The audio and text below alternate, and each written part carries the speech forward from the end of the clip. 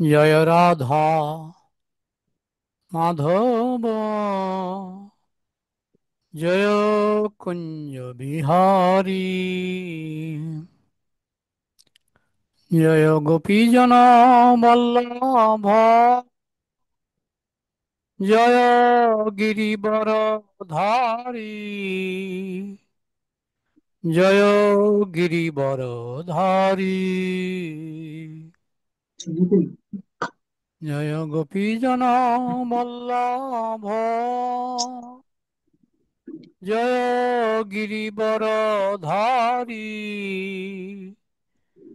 জয় গিরিবর ধারী, যশোদানন্দন ব্রজ জনরঞ্জন, যশোদানন্দন ব্রজ জনরঞ্জন, যমুনা তীর বন চারি, যমুনা তীর বন চারি, জয় রাধা মাধব, জয় কুঞ্জ বিহারী, জয় শ্রী কৃষ্ণ চৈতন্য প্রভু নিত্যানন্দ, শ্রী অদ্বৈত গদাধর শ্রীবাসদি গৌর ভক্তবৃন্দ, হরে কৃষ্ণ হরে কৃষ্ণ কৃষ্ণ কৃষ্ণ হরে হরে, হরে রাম হরে রাম,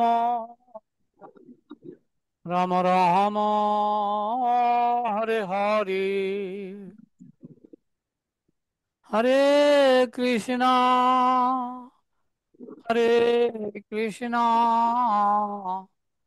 কৃষ্ণ কৃষ্ণ হরে হরে, হরে রাম হরে রাম, রাম রাম হরে হরে, হরে কৃষ্ণ হরে কৃষ্ণ কৃষ্ণ কৃষ্ণ হরে হরে, হরে রাম হরে রাম, রাম রাম হরে হরে। নমো বিষ্ণুপদায় কৃষ্ণপৃষ্ঠায় ভূতলে শ্রীমতে ভক্তি স্বরূপ দামোদর স্বামিনিতি নামিনে। নমস্সদ্ভক্তমনয়ে মণিপুरोद्भवाय च प्रभुपादलसद्वाणी प्रचरो निरतायते। नमो विष्णुपदाय कृष्णपृष्ठाय भूतले श्रीमते जयपताका स्वामिनिति नामिने। नमाचार्यपादाय निताय कृपा प्रदायिने गौरकथा दामदाय नगरग्रामतारिणे। नमो विष्णुपदाय कृष्णपृष्ठाय भूतले श्रीमते भक्ति वेदांत स्वामिनिति नामिने। नमस्ते सारस्वती देवे गौरवाणी प्रचारिणे निर्विशेष शून्यवादी पश्चात देशतारिणे।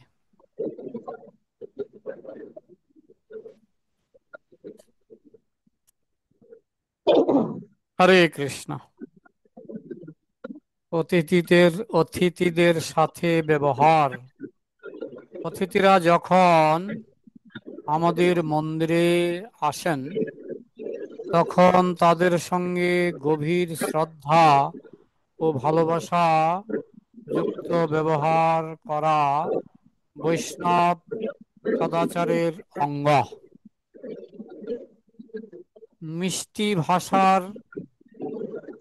মিষ্টি ভাষায় তাদের স্বাগত জানানো, বসার জায়গা দেওয়া, জল ও প্রসাদ দেওয়া উচিত।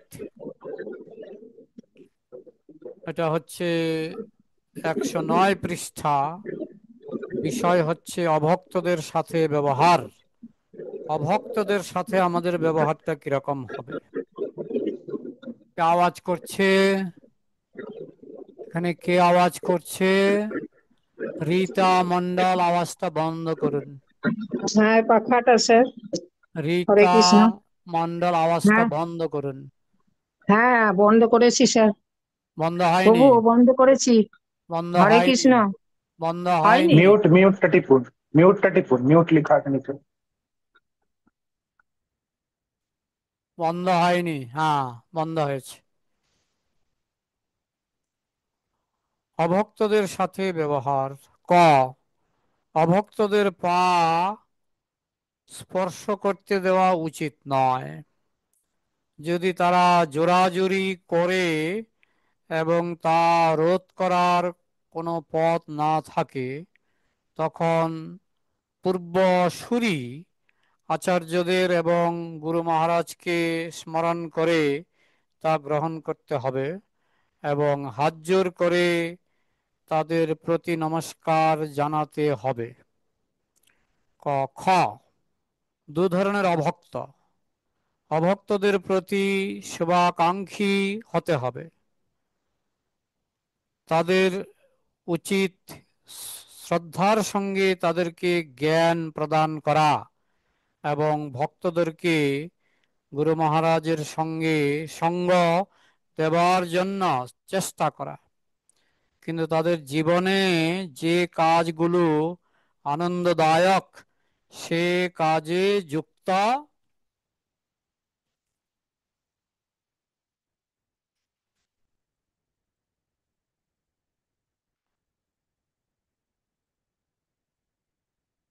হয়ে তাদের সঙ্গ করা আমাদের উচিত নয়। যারা অভক্ত, আমাদের তাদের সঙ্গে উচিত করা উচিত নয়।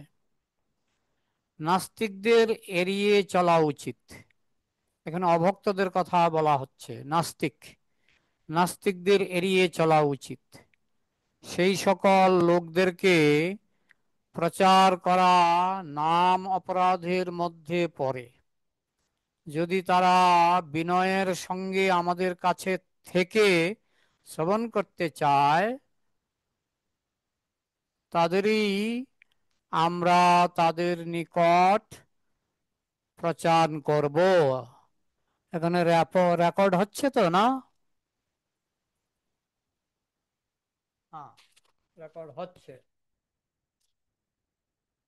অভক্তদের অভিবাদন। অভক্ত যদি বন্ধু হন, তাহলে আমরা তাকে হরে কৃষ্ণ বলে সম্বোধন করে হাত জোর করে আমাদের কপাল স্পর্শ করতে পারি। অভক্ত অভক্ত যদি বয়োজ্যেষ্ঠ আত্মীয় হন, তাহলে হরে কৃষ্ণ বলে পঞ্চাঙ্গ প্রণাম করা যেতে পারে। আমরা অষ্টঙ্গ অষ্টাঙ্গ প্রণাম করব না, কারণ তারা অভক্ত। যদি বয়োজ্যেষ্ঠ আত্মীয় গুরু মহারাজের নীতি ও নির্দেশ বিরুদ্ধ কিছু বলেন, তাহলে গুরু মহারাজের নির্দেশ পালন করতে হবে। তবে আত্মীয়দের প্রতিও শ্রদ্ধাশীল থাকতে হবে। কোনো ব্যক্তি যদি গুরু, বৈষ্ণব এবং শাস্ত্রের সমালোচনা করেন, তাহলে দৃঢ়ভাবে সেই সমালোচনার প্রতি উত্তর দিতে হবে, অথবা তৎক্ষণাৎ সেই স্থান পরিত্যাগ করতে হবে। এই ধরনের অপরাধমূলক বক্তব্য শ্রবণ আমাদের আধ্যাত্মিক উন্নতির সবচেয়ে কঠিন বাধা স্বরূপ। এইসব অভক্তদের প্রতি আমাদের কিরকম হতে হবে? তীর্থশ্রবণ। সকলে মিলে পবিত্র তীর্থস্থান দর্শন বৈষ্ণব জীবনধারার একটি গুরুত্বপূর্ণ এবং প্রতীক্ষিত অঙ্গ। যারা গুরুর পূর্বে নিজের ব্যক্তিগত বা গৃহগত এবং অফিসিয়াল দায়িত্বের সমস্ত কাজকর্ম সমাধা করে দেওয়া উচিত, যাতে ভ্রমণের সময় কোনো রকম উদ্বেগ উৎকণ্ঠা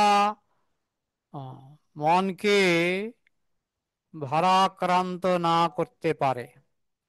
অর্থাৎ ভ্রমণকালে মনকে সম্পূর্ণরূপে দিব্য নাম এবং কৃষ্ণ কথায় নিমগ্ন করার জন্য ভ্রমণকারী যেন নিজেকে প্রস্তুত প্রস্তুত করতে করেন। এটা যারা তীর্থ ভ্রমণ তাদের পদক্ষেপগুলি বর্জন করা হচ্ছে। এইরূপ ভ্রমণের উদ্দেশ্য হচ্ছে পারমার্থিক শুদ্ধতা অর্জন। সেই জন্য এই সময় কোনো রকম প্রজল্প বা চপল আচরণ সর্বদা বর্জনীয়। কেবল কৃষ্ণ কথা ও কৃষ্ণ নামই উচ্চারিত হওয়া উচিত। পূর্ব পরিস্থিতি অনুসারে জীবনের মধ্যে দলবাজি বর্জন করে ভক্তদের উচিত একে অপরের সঙ্গে সশ্রদ্ধ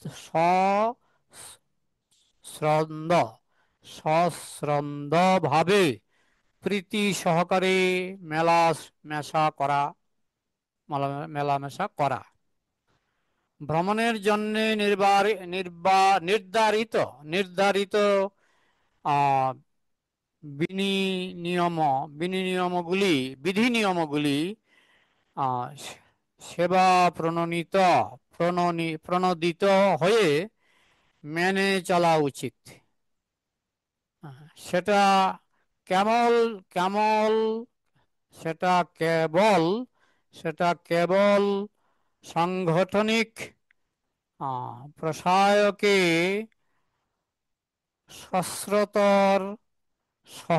সহস্রতর করবে না, একটি সুরন্ততর পরিবেশ তরিতেও শ্বাসরুদ্ধ করবে। বিশেষত ভক্তদের উচিত এখানে ওখানে বিশৃঙ্খল ভাবে না ঘুরে একত্রে থাকা এবং ছাত্রা বিরতির পর পুনরায় একত্রিত হওয়ার সময় সংক্রান্ত নিয়মগুলি অনুসরণ করা উচিত। ভক্তদের কারো পিছিয়ে পড়া উচিত নয়। 6 নম্বর, কোন রকম অভিযোগ না করে শ্রবণকালীন সমস্ত অসুবিধা ও কষ্টকে স্বেচ্ছায় সহ্য করার জন্য সবকে প্রচ্ছুত হতে হবে। ভ্রমণ পরিকল্পনা বা ব্যবস্থাপনা সংক্রান্ত কারো কোনো প্রস্তাব থাকলে উপযুক্ত ব্যক্তির কাছে তিনি তা যগোচিত বিনয়ের সঙ্গে পেশ করতে পারেন। অযথা সমালোচনা ও অভিযোগ কেবল তীর্থ ভ্রমণের পরিবেশনকেই নষ্ট করে। 7 নম্বর, শ্রবণ গুরুর শেষ শুরুতে যোগদানের চেষ্টা করা উচিত নয়। অনেক আগেই তীর্থযাত্রাদের শ্রবণা তো তীর্থযাত্রাদের তীর্থযাত্রার ঘোষণা করতে হবে। আর ইচ্ছুক ভক্তের উচিত নিজের নাম এবং অর্থ বিধিবদ্ধ তারিখের সঙ্গে আয়োজকদের কাছে জমা দেওয়া। 8 নম্বর, যারা অত্যন্ত নূতন তারা খুব বেশি নিষ্ঠাবান নয়, অথবা তারা প্রাথমিক বিধি নিয়মগুলি অনুসরণ করে না, সেই সব শ্লোকেদের নাম সুপারিশ করা উচিত নয়। ভক্তের উচিত তীর্থ ভ্রমণের সময়ে ভ্রমদের ভক্তদের সঙ্গে থাকা উচিত। অন্যান্য স্থানে ভ্রমণ বা অন্য কিছু করার জন্য স্বতন্ত্র কোনো পরিকল্পনা থাকা উচিত নয়। প্রতিটি ভক্তের উচিত এক উচ্চ পারমার্থিক ভাবধারা রক্ষায় ভূমিকা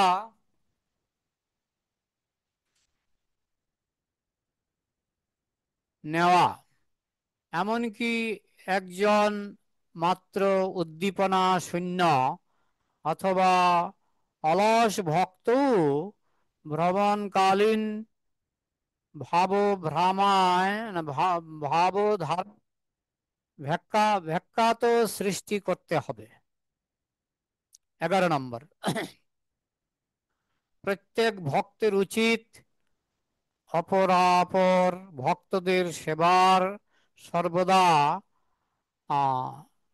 সাহায্যের হাত বাড়িয়ে দিতে তৈরি থাকা এবং কেবল অপরের সেবা গ্রহণ করে তৃপ্ত না থাকা। 12 নম্বর, বাইরে থেকে নিজেদের জন্য বিশেষ খাদ্যদ্রব্য ভক্তদের ক্রয় করা উচিত নয়। ভ্রমণের সময় ভাবধারাটি হবে একটি পরিবারের মতোই একত্রে থাকা ও একত্রে আহার করা।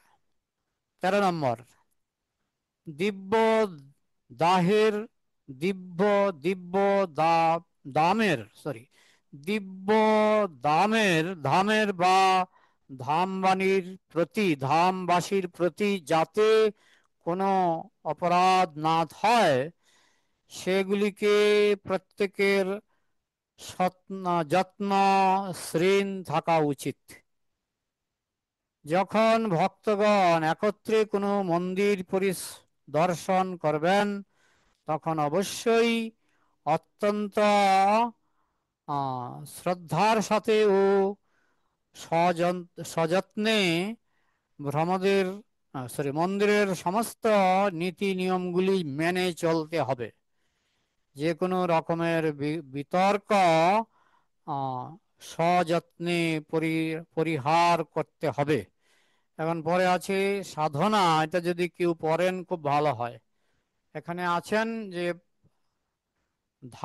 সাধনা পৃষ্ঠাটি পড়বেন। সাধনা আপনাদের মধ্যে কেউ পড়বেন? সাধনা? সবাই চুপ, কেন? সাধনাটা একটু পড়ুন।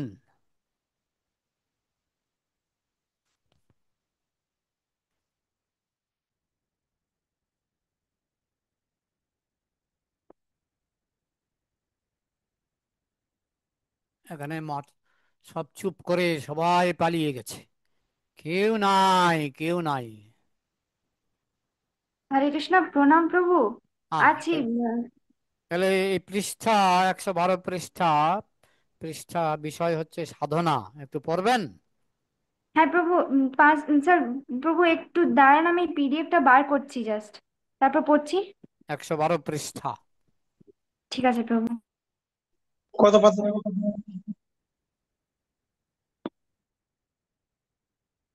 112, বিষয় সাধনা।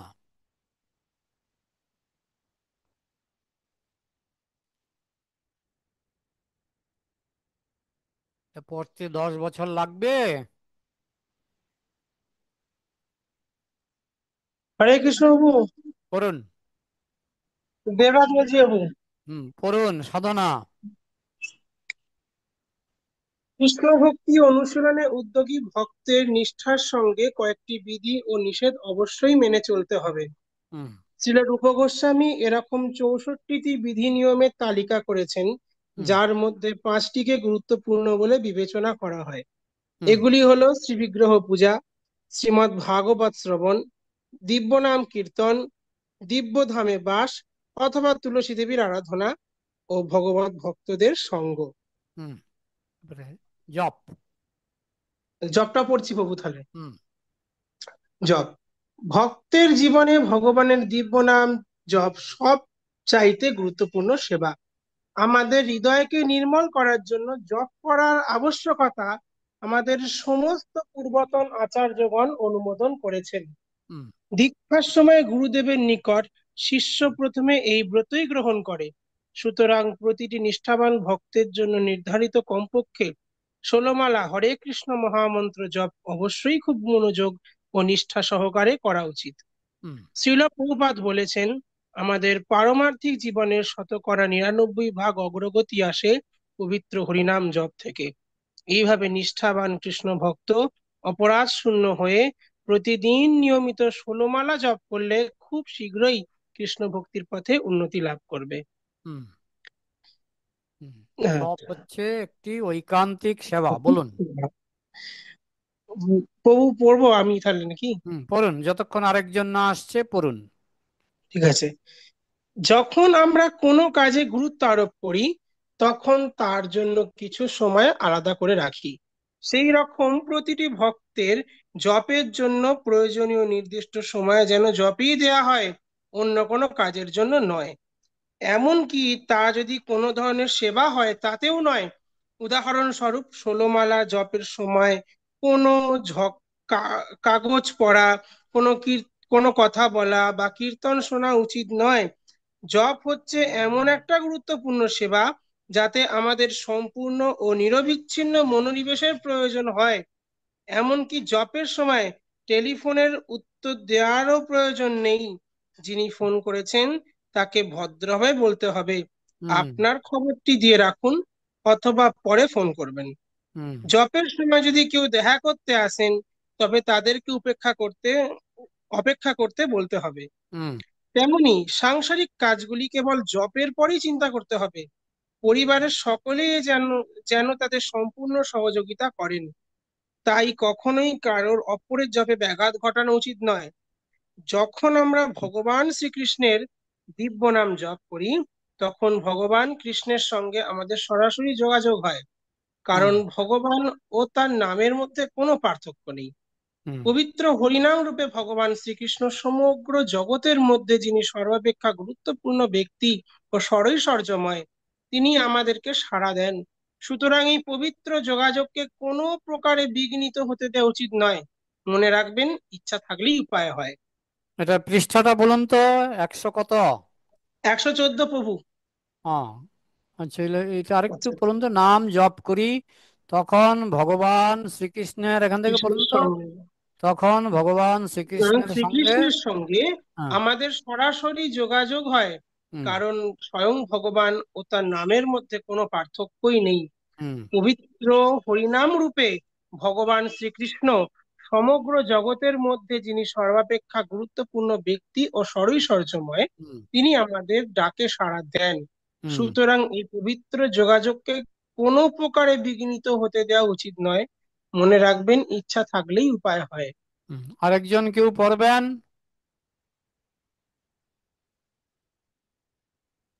হরে কৃষ্ণ প্রভু, দণ্ডবত প্রণাম। আমি পড়তে পারি? পড়বেন? পড়বেন? হ্যাঁ প্রভু, হ্যাঁ প্রভু, পড়ুন, গভীর আকাঙ্ক্ষা পড়ুন। হ্যাঁ প্রভু, হরে কৃষ্ণ, হরে কৃষ্ণ। হুম,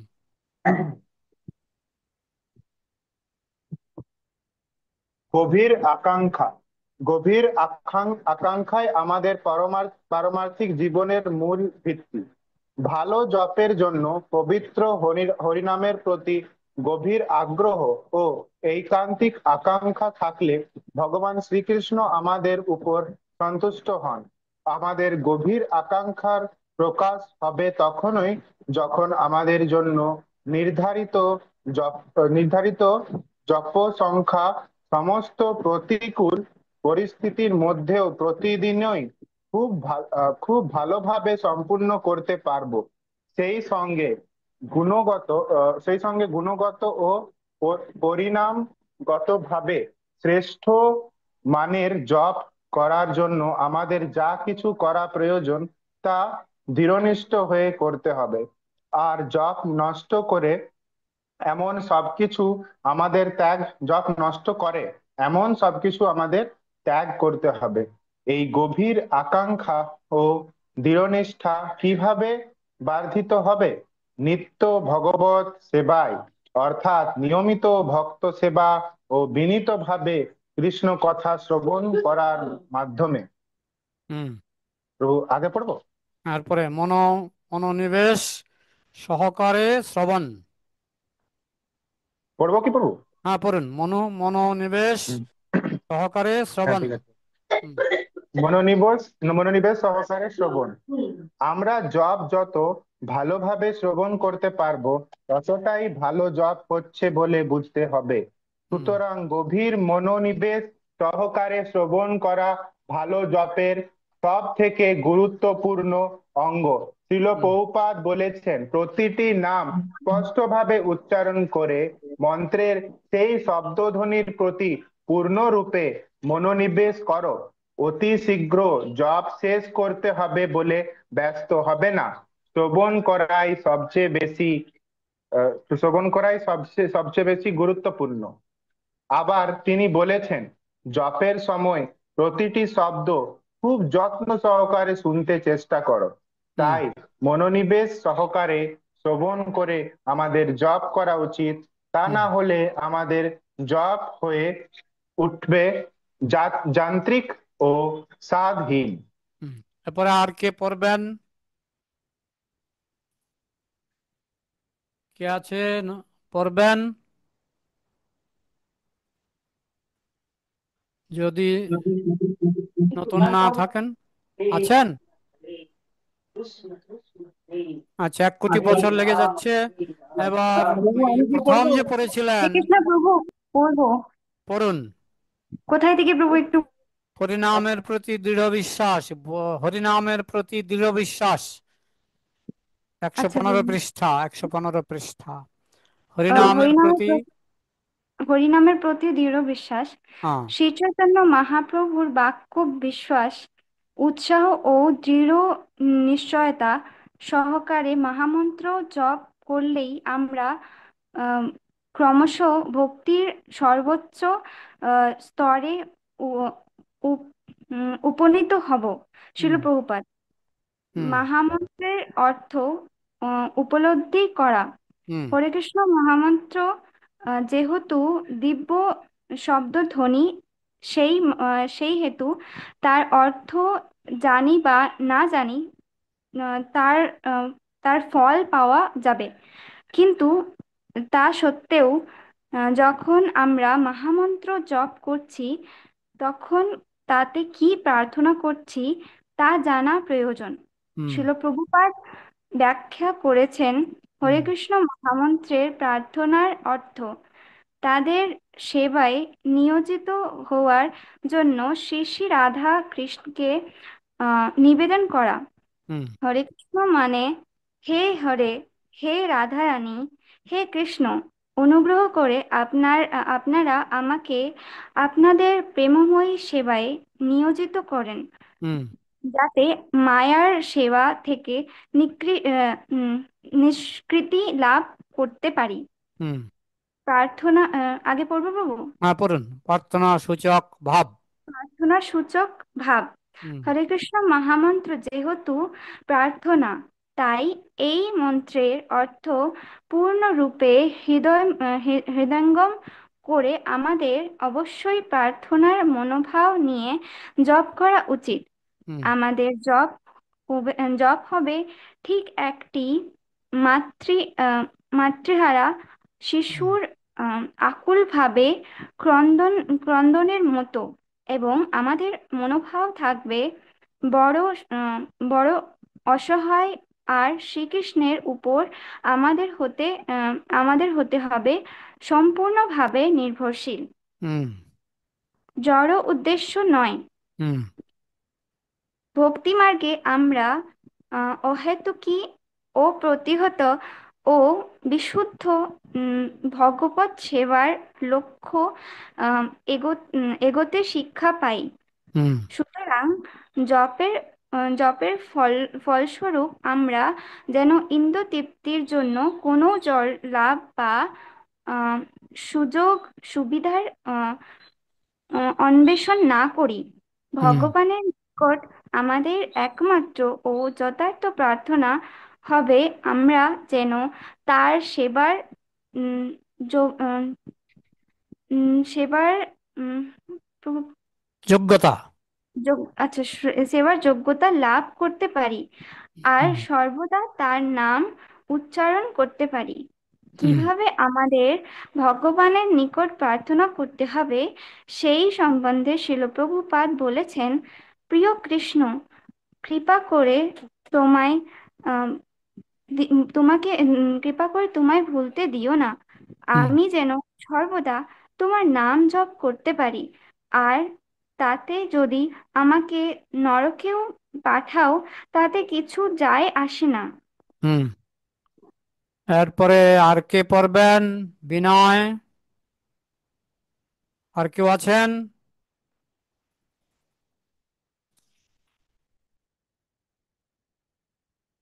হরে কৃষ্ণ বাবু, আমি পড়তে পারি। হ্যাঁ, পড়ো। বিনয়।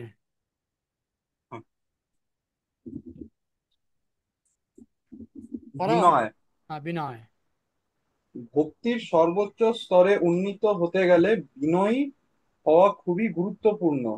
শ্রী চৈতন্য মহাপ্রভু তার শিক্ষাষ্টকম প্রার্থনায় বলেছেন, তৃণাদপি শুনিচেন, তৃণ অপেক্ষা বিনীত না হলে আমরা সর্বদা হরিনাম করতে পারবো না।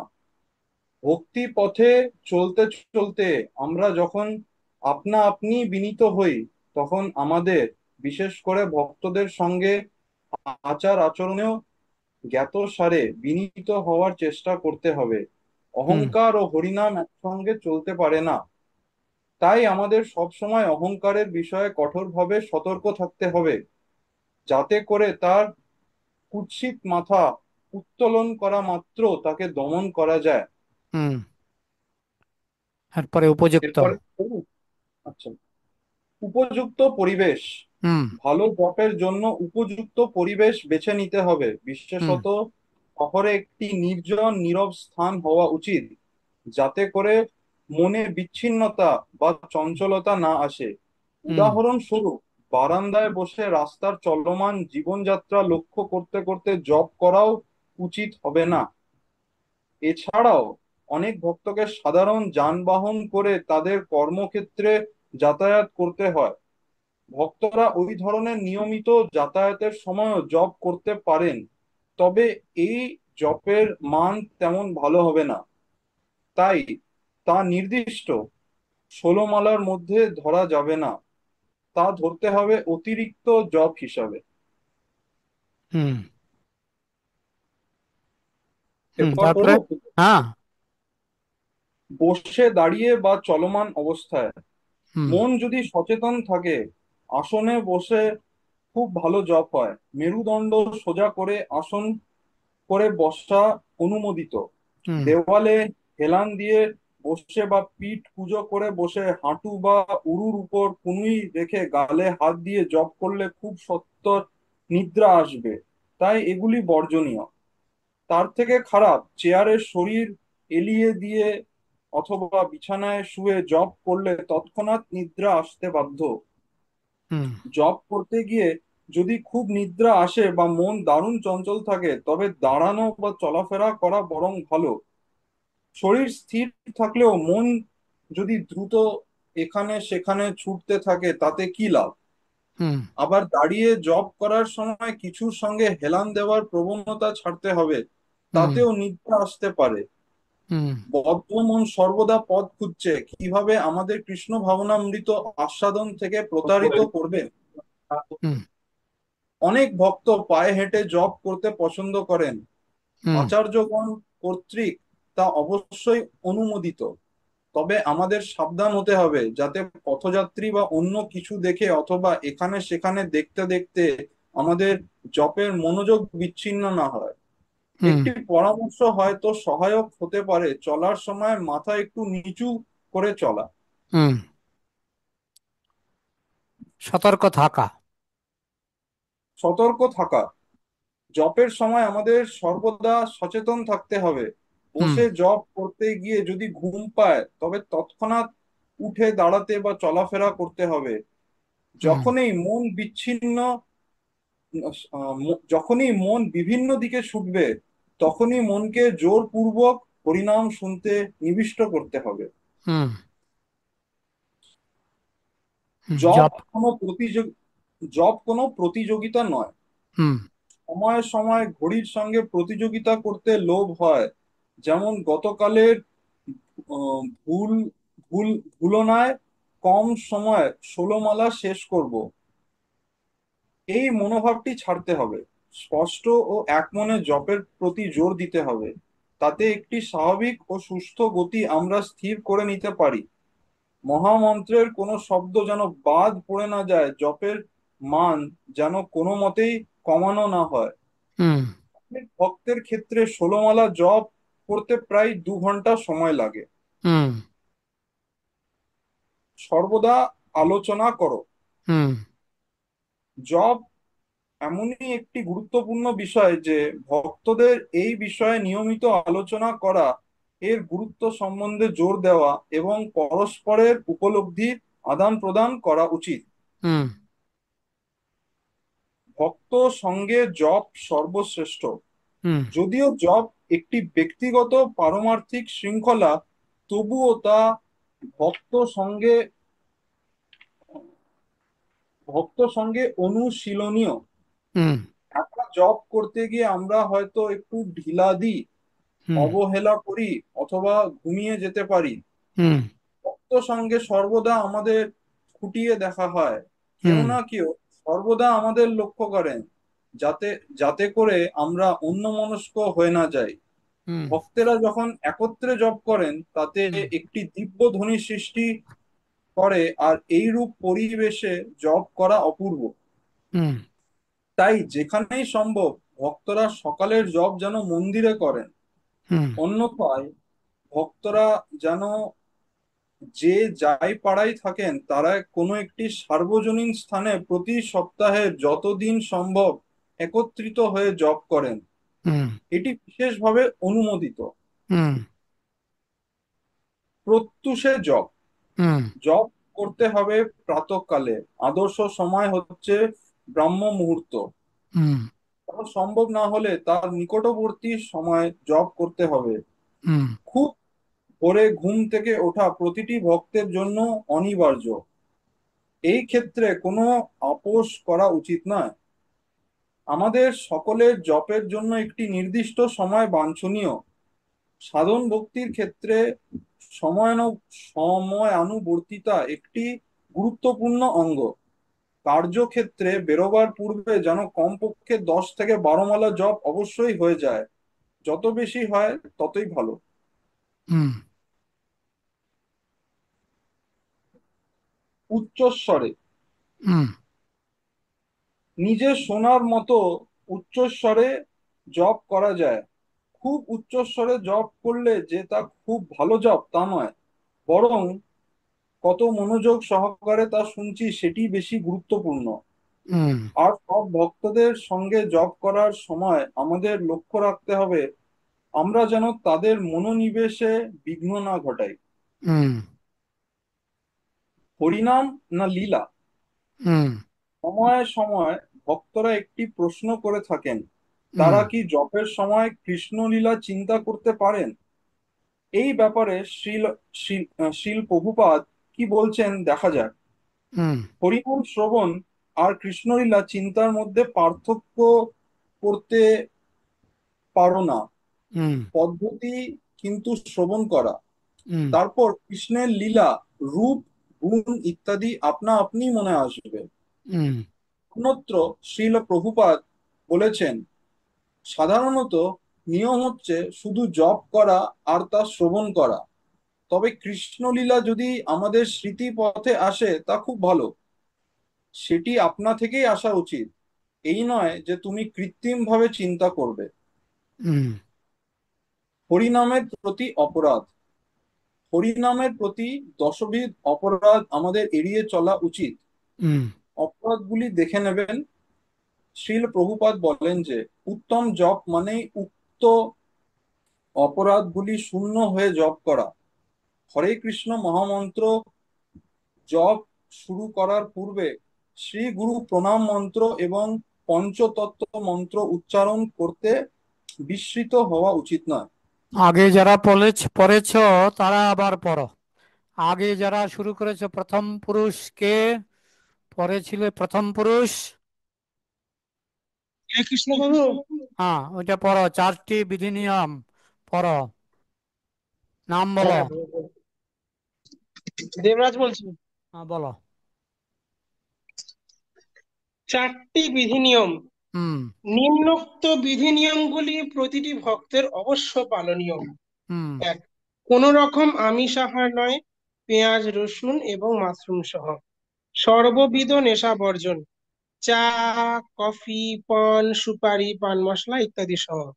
হুম। অবৈধ যৌন সঙ্গ বর্জন, বিবাহ বহির্ভূত কোনো রকম যৌন ক্রিয়া নয় এবং আদর্শগতভাবে বিবাহিত অবস্থাতেও কেবল সন্তান লাভের উদ্দেশ্য ছাড়া যৌন সঙ্গ বর্জন। হুম। দ্রুত ক্রীড়া, জুয়া বর্জন। হুম। লটারি, দাবা, তাস, ক্যারাম, লুডো বা এই ধরনের কোন রকম খেলা নিষিদ্ধ। হুম। আচ্ছা, সাধু সঙ্গ। হুম। ভক্তকে অবশ্যই নিয়মিতভাবে ভক্ত সঙ্গ করতে হবে। হুম। নিয়মিতভাবে বলতে তার নিজস্ব পরিবেশ পরিস্থিতির মধ্যে যতবার বেশি পারবেন সেটাকেই বোঝায়। খ, নিষ্ঠাপরায়ণ ভক্তের সঙ্গ যত বেশিবার লাভ করা যাবে, কৃষ্ণ ভক্তিতে উন্নতিও ততই দ্রুত হবে।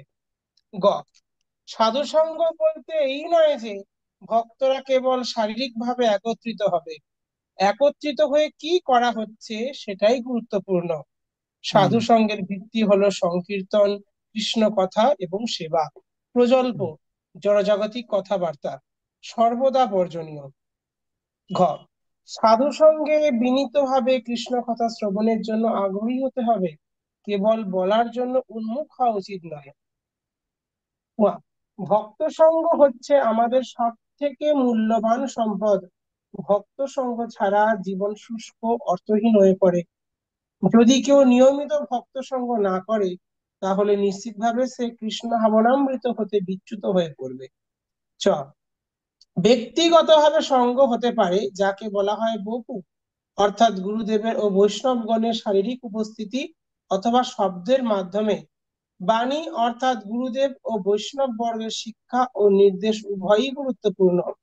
ছ, সাধু সঙ্গ তখনই অর্থব্যঞ্জক হয়ে ওঠে যখন ভক্ত সাধু সঙ্গে যা মনোযোগ সহকারে শ্রবণ করেছেন তা নিজ জীবনে নিষ্ঠার সঙ্গে অনুশীলন করতে শুরু করেন।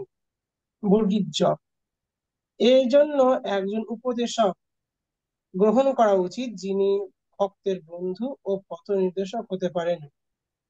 অসৎ সঙ্গ পরিহার। ক, উদ্দীপনাময় পারমার্থিক জীবন লাভের জন্য সাধু সঙ্গ যেমন প্রয়োজন, অসৎ সঙ্গ বা অভক্তদের সঙ্গ বর্জন করাটাও ততটাই গুরুত্বপূর্ণ। খ, ভক্তের উচিত অভক্তদের সঙ্গ যতদূর সম্ভব কমিয়ে আনা, কেননা এইরূপ সঙ্গ আমাদের চেতনাকে কলুষিত করে। গ, অভক্তদের সঙ্গ করতে হবে কেবল নিম্নোক্ত প্রয়োজনে, তাও যতদূর সম্ভব স্বল্প সময়ের মধ্যে সীমিত রাখতে হবে। 1, পেশাগত বা ব্যবসাগত কর্তব্য কর্ম পালন। 2, সামাজিক দায় ও কর্তব্যাদি পালন, যেমন ঘনিষ্ঠ স্বজনবর্গ, প্রতিবেশী, সহকর্মী প্রভৃতিদের সঙ্গে। ঘ, শ্রী চৈতন্য মহাপ্রভু সনাতন গোস্বামীকে শিক্ষা দিয়েছিলেন যে ভক্তের আচার আচরণ নীতি হলো অসৎসঙ্গ ত্যাগ, এই বৈষ্ণব আচার, স্ত্রী সঙ্গ এক অসৎ কৃষ্ণ ভক্ত আর। শ্রীমদ্ ভাগবতে বলা হয়েছে যে স্ত্রী স্ত্রী সঙ্গী সঙ্গ করার ফলে সমস্ত সদ্গুণাবলী যা ভক্ত আপনা থেকেই লাভ করে থাকে, যেমন সত্যবাদিতা, সুচিতা, দয়া, গাম্ভীর্য, বুদ্ধি প্রভৃতি, এই অন্য সমস্ত ঐশ্বর্য সবই বিনষ্ট হয়। এইরূপ অসৎ সঙ্গের ফলে মানুষ যতটা নিম্নগামী হয় তেমন আর কোনোভাবেই হয় না। শ্রী চৈতন্য মহাপ্রভু শাস্ত্র উদ্ধৃত করে বলেছেন যে ভক্ত প্রয়োজনে অগ্নিবেষ্টিত খাঁচার মধ্যে বদ্ধ থাকবে, তবু তার অভক্তদের সঙ্গ করা উচিত নয়। অধ্যয়ন। ক, ভক্তদের উচিত শ্রীল প্রভুপাদ রচিত ভগবত গীতা, শ্রীমদ্ ভাগবত, শ্রী চৈতন্য চরিতামৃত ইত্যাদি গ্রন্থগুলিকে নিয়মিতভাবে পাঠ করা। আরো ছোট গ্রন্থ থেকে শুরু করা যেতে পারে, যেমন শ্রী উপদেশামৃত প্রভৃতি। খ, অন্যান্য বইপত্র পরিহার করতে হবে। হুম গ, পাঠ করতে হবে নিষ্ঠার সঙ্গে, মনোযোগ সহকারে, সুসংবদ্ধ ভাবে। উপন্যাস পড়ার মতো এলোমেলো ভাবে নয়। অধ্যয়নের সময় প্রয়োজনীয় নোট রাখতে হয় এবং গুরুত্বপূর্ণ শ্লোকগুলি মুখস্থ করতে হয়। ঘ, আমাদের শাস্ত্রীয় জ্ঞান বৃদ্ধি করার জন্য গ্রন্থ অধ্যয়ন অত্যাবশ্যক। তাতে আমাদের বিশ্বাস এবং দৃঢ় সংকল্প বর্ধিত হবে। উয়া, প্রচারকের জন্য গ্রন্থ পাঠ বিশেষভাবে প্রয়োজন। চ, পাঠ করলে একই সাথে শ্রবণ ও সম্পাদিত হয়। ছ, মন্দিরের সংগ্রহশালায় রাখা লেকচারের ক্যাসেটগুলিও শ্রবণ করা যেতে পারে। ভক্তের উচিত এগুলির সুযোগ গ্রহণ করা। হুম সেবা। গুরুদেবের প্রচার ব্রতের জন্য কোনো এক নির্দিষ্ট সেবায় ভক্তের নিয়োজিত হওয়া উচিত। ভক্ত এ বিষয়ে নিজেকে উপদেশকের সঙ্গে পরামর্শ করতে পারে। খ, মন্দিরের কার্যক্রমগুলিতে বিভিন্ন ধরনের সেবা কার্য রয়েছে, তাতে অংশগ্রহণ করা যায়। গৃহে বিগ্রহ পূজা। ক, সমস্ত ভক্তদের গৃহে পূজা করা একান্ত আবশ্যক। নিজের সামর্থ্য অনুসারে গৃহস্থ ভক্ত একটা পূজাবেদী তৈরি করতে ও গৃহে তা স্থাপন করতে পারবেন। হুম খ, পূজাবেদী স্থাপন, পূজার পদ্ধতি, আদর্শ মান ও উপকরণ আদি সম্পর্কে বিস্তারিত জানতে অন্যান্য ভক্তদের সাহায্য নিতে পারবেন। গ, শ্রী শ্রী রাধাকৃষ্ণ অথবা গৌরনিতাই বিগ্রহের আরাধনার ফলে গৃহে যথেষ্ট কল্যাণ সাধিত হয়। হুম ঘ, আদর্শ পূজাবিধি এমন ভাবে সাজানো থাকবে: এক গুরুদেব, দুই পরম গুরুদেব, তিন গৌরনিতাই অথবা পঞ্চতত্ত্ব এবং চার রাধাকৃষ্ণ। হুম উয়া, বিগ্রহ অর্চনের মান মন্দিরে প্রতিষ্ঠিত বিগ্রহের পূজা অর্চনার অনুরূপ নাও হতে পারে, তবু নিজের সময় পরিস্থিতি অনুসারে যতদূর সম্ভব নিয়ম শৃঙ্খলার সাথে বিগ্রহের সেবা পূজা সম্পাদনে প্রয়াসী হওয়া কর্তব্য। চ, হুম মন্দিরে আসার সবসময় অগ্রাধিকার রয়েছে। আমরা প্রয়োজন বোধে গৃহের বিগ্রহগণকে এই উদ্দেশ্যে বিশ্রাম দিতে পারি। ছ, কিছু নির্দিষ্ট এবং ন্যূনতম প্রয়োজনীয় কৃত্য রয়েছে। উদাহরণস্বরূপ, গৃহে যা রান্না হবে তা বিগ্রহকে নিবেদন করা। গৃহে অন্তত দুবার আরতি করতে বলা হয়ে থাকে, সকাল ও সন্ধ্যায় কীর্তন সহ। সব রকম আরতির পূর্বে অবশ্যই কিছু ভোগ নিবেদন করতে হবে। আরতি করার সময় পূজারীর কখনই বাক্যালাপ করা, আকার ইঙ্গিত করা বা পিছনে তাকানো উচিত নয়। হুম যখন পরিবারের লোকজন গৃহে থাকবেন না একাধিক দিনের জন্য, তখন হুম বিগ্রহকে বিশ্রাম নিতে যেতে পারে। ঝ, বিগ্রহ পূজায় শিশুদেরও নিযুক্ত করা যেতে পারে। ওয়া, হুম বিগ্রহগণের তত্ত্বাবধান, তাদের জন্য ভোগ প্রস্তুতির, তাদের পোশাক আদি সেলাই, তাদের জন্য গয়না তৈরি প্রভৃতি কার্য অত্যন্ত সুন্দর এবং শুদ্ধতাদায়ক। গৃহের সমস্ত সদস্যদের এসব সেবায় নিয়োজিত করা যেতে পারে। তুলসী দেবী, যে যেখানে সম্ভব গৃহে তুলসী দেবীকে রাখা যেতে পারে। এজন্য প্রয়োজন উপযুক্ত সূর্যালো এবং জল। যা কিছু কৃষ্ণকে নিবেদন করা হবে তার প্রতিটি পদে তুলসী পত্র দেওয়া উচিত এবং কৃষ্ণের পাদপদ্মেও তা অর্পণ করা যেতে পারে। আজকে লক্ষ্য, আজকে এইটুকু থাক। ঠিক আছে। হুম এটা হচ্ছে 100 কত 24 পাতা। হুম 20 পাতা। তাহলে আজকে থাকুক। আমার একটু আহ, উপ- খারাপ। আমি আসছি, আসি। হ্যাঁ, হরে কৃষ্ণ। হরে কৃষ্ণ। হরে কৃষ্ণ।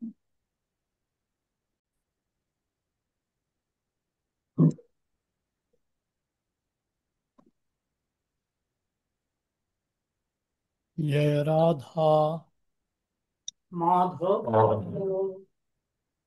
জয় কুঞ্জ বিহারী,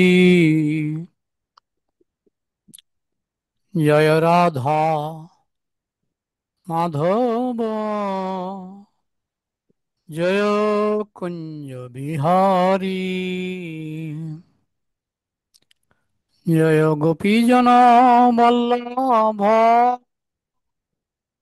জয় গিরিবর ধারী, জয় গিরিবর ধারী, জয় গোপীজন বল্লভ,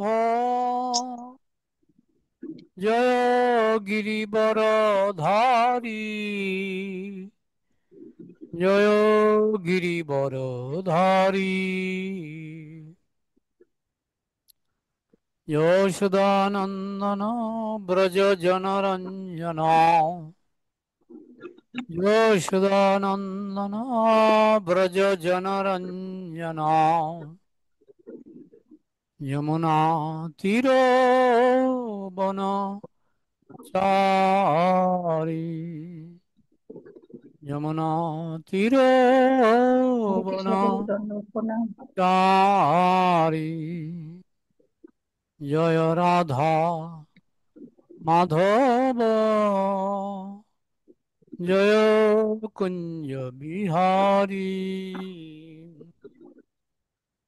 জয় শ্রী কৃষ্ণ চৈতন্য প্রভু নিত্যানন্দ, শ্রী অদ্বৈত গদাধর শ্রীবাসদি গৌর ভক্তবৃন্দ। হরে কৃষ্ণ হরে কৃষ্ণ,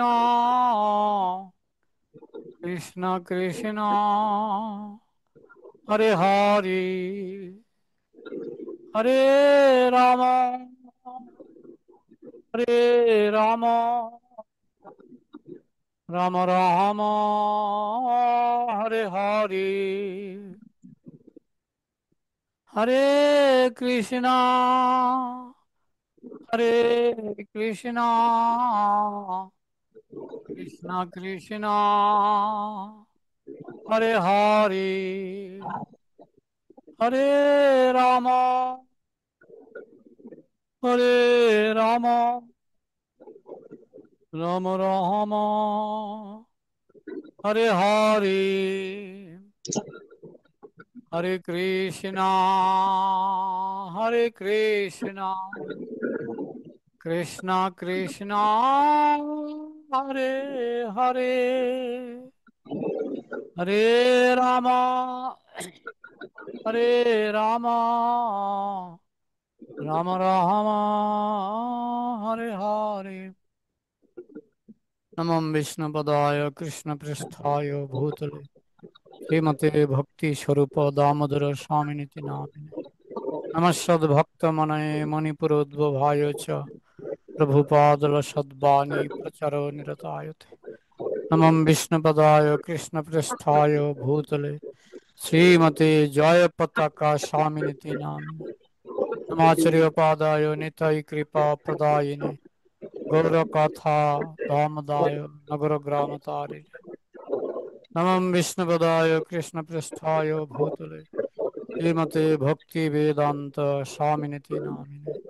नमस्ते सारस्वती देवे गौरवाणी प्रचारिणे निर्विशेष शून्यवादी पश्चात देशतारिणे।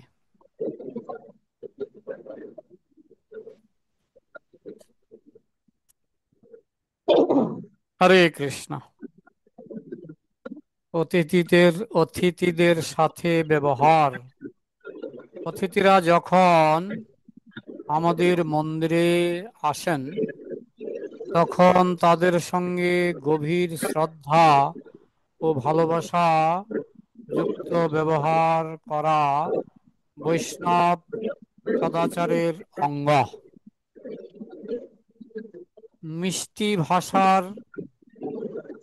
মিষ্টি ভাষায় তাদের স্বাগত জানানো, বসার জায়গা দেওয়া, জল ও প্রসাদ দেওয়া উচিত। এটা হচ্ছে 109 পৃষ্ঠা। বিষয় হচ্ছে অভক্তদের সাথে ব্যবহার। অভক্তদের সাথে আমাদের ব্যবহারটা কিরকম হবে? কে আওয়াজ করছে? এখানে কে আওয়াজ করছে? রীতা মন্ডল, আওয়াজটা বন্ধ করুন। হ্যাঁ, পাখাটা স্যার। হরে রীতা কৃষ্ণ। মন্ডল, আওয়াজটা হ্যাঁ বন্ধ করুন। হ্যাঁ, বন্ধ করেছি স্যার। বন্ধ প্রভু, হয়নি? বন্ধ করেছি। বন্ধ হরে হয়নি? কৃষ্ণ। বন্ধ হয়নি? হয়নি? মিউটটা টিপুন, মিউট লেখা আছে নিচে। বন্ধ হয়নি? হ্যাঁ, বন্ধ হয়েছে। অভক্তদের সাথে ব্যবহার। ক, অভক্তদের পা স্পর্শ করতে দেওয়া উচিত নয়। যদি তারা জোরাজুরি করে এবং তা রোধ করার কোনো পথ না থাকে তখন পূর্বসূরি আচার্যদের এবং গুরু মহারাজকে স্মরণ করে তা গ্রহণ করতে হবে এবং হাত জোর করে তাদের প্রতি নমস্কার জানাতে হবে। খ, দু ধরনের অভক্ত। অভক্তদের প্রতি শুভাকাঙ্ক্ষী হতে হবে। তাদের উচিত শ্রদ্ধার সঙ্গে তাদেরকে জ্ঞান প্রদান করা এবং ভক্তদেরকে গুরু মহারাজের সঙ্গে সঙ্গ দেওয়ার জন্য চেষ্টা করা। কিন্তু তাদের জীবনে যে কাজগুলো আনন্দদায়ক সে কাজে যুক্ত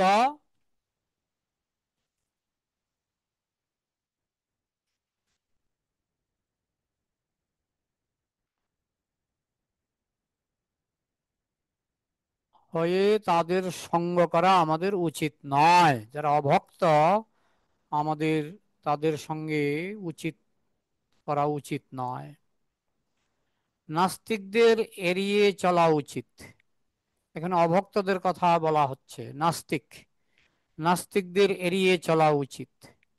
সেই সকল লোকদেরকে প্রচার করা নাম অপরাধের মধ্যে পড়ে। যদি তারা বিনয়ের সঙ্গে আমাদের কাছে থেকে শ্রবণ করতে চায় তাদেরই আমরা তাদের নিকট প্রচার করব। এখানে রেকর্ড হচ্ছে তো না? হ্যাঁ, রেকর্ড হচ্ছে। অভক্তদের অভিবাদন। অভক্ত যদি বন্ধু হন তাহলে আমরা তাকে হরে কৃষ্ণ বলে সম্বোধন করে হাত জোর করে আমাদের কপাল স্পর্শ করতে পারি। অভক্ত অভক্ত যদি বয়োজ্যেষ্ঠ আত্মীয় হন তাহলে হরে কৃষ্ণ বলে পঞ্চাঙ্গ প্রণাম করা যেতে পারে। আমরা অষ্টঙ্গ অষ্টাঙ্গ প্রণাম করব না, কারণ তারা অভক্ত। যদি বয়োজ্যেষ্ঠ আত্মীয় গুরু মহারাজের নীতি ও নির্দেশ বিরুদ্ধ কিছু বলেন তাহলে গুরু মহারাজের নির্দেশ পালন করতে হবে। তবে আত্মীয়দের প্রতিও শ্রদ্ধাশীল থাকতে হবে। কোনো ব্যক্তি যদি গুরু, বৈষ্ণব এবং শাস্ত্রের সমালোচনা করেন তাহলে দৃঢ়ভাবে সেই সমালোচনার প্রতি উত্তর দিতে হবে। অথবা তৎক্ষণাৎ সেই স্থান পরিত্যাগ করতে হবে। এই ধরনের অপরাধমূলক বক্তব্য শ্রবণ আমাদের আধ্যাত্মিক উন্নতির সবচেয়ে কঠিন বাধা স্বরূপ। এইসব অভক্তদের প্রতি আমাদের কিরকম হতে হবে।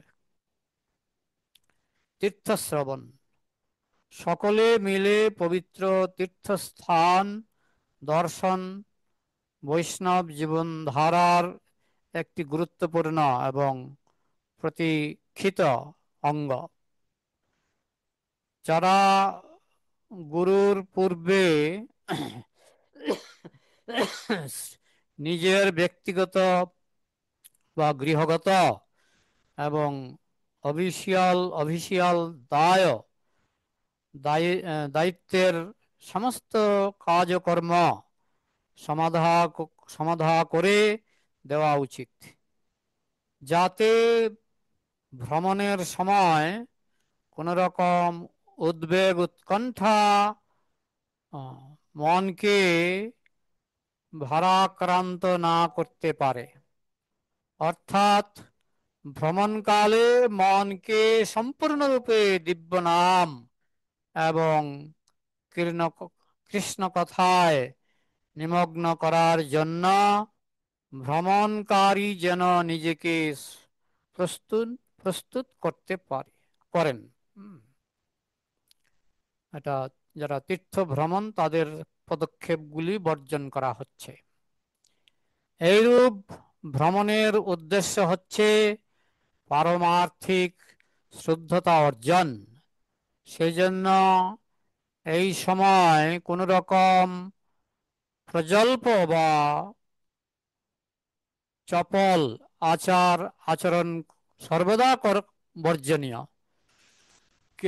কেবল কৃষ্ণ কথা ও কৃষ্ণ নামই উচ্চারিত হওয়া উচিত।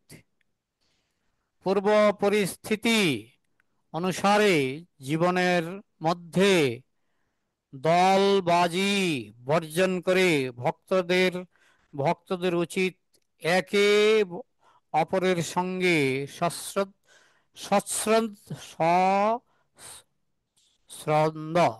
সশ্রদ্ধ ভাবে প্রীতি সহকারে মেলামেশা করা। ভ্রমণের জন্য নির্ধারিত বিধি নিয়মগুলি সেবা প্রণোদিত হয়ে মেনে চলা উচিত। সেটা কেবল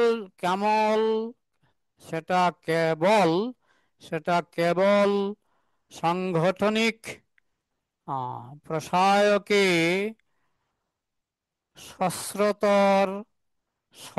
সহস্রতর করবে না, একটি সুরন্ততর পরিবেশ তৈরিতেও শ্বাসরুদ্ধ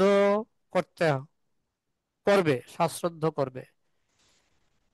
বিশেষত ভক্তদের উচিত এখানে ওখানে বিচ্ছিন্ন ভাবে না ঘুরে একত্রে থাকা এবং ছাত্রা বিরতির পর পুনরায় একত্রিত হওয়ার সময় সংক্রান্ত নিয়মগুলি অনুসরণ করা উচিত। ভক্তদের কারো পিছিয়ে পড়া উচিত নয়। 6 নম্বর, কোন রকম অভিযোগ না করে শ্রবণকালীন সমস্ত অসুবিধা ও কষ্টকে স্বেচ্ছায় সহ্য করার জন্য সবকে প্রচ্ছুত হতে হবে। ভ্রমণ পরিকল্পনা বা ব্যবস্থাপনা সংক্রান্ত কারো কোনো প্রস্তাব থাকলে উপযুক্ত ব্যক্তির কাছে তিনি তা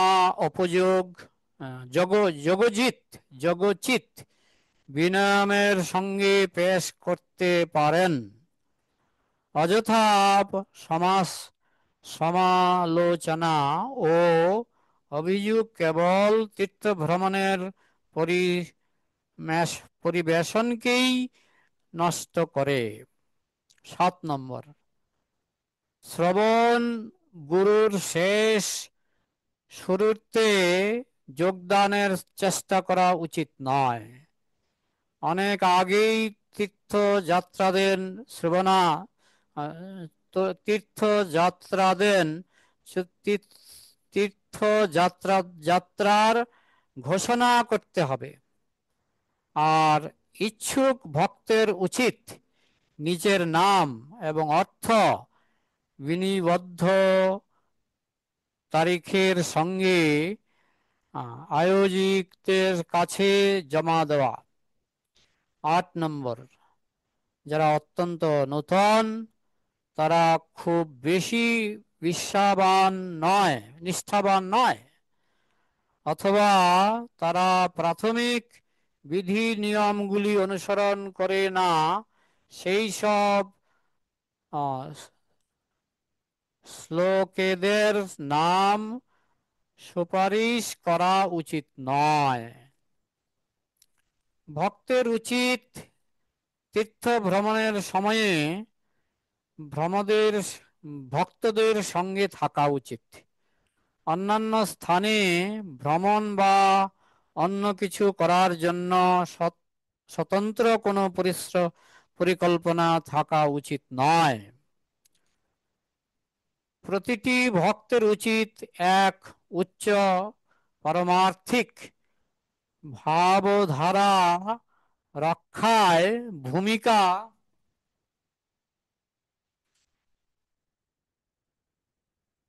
নেওয়া। এমনকি একজন মাত্র উদ্দীপনা শূন্য অথবা অলস ভক্তও ভ্রমণকালীন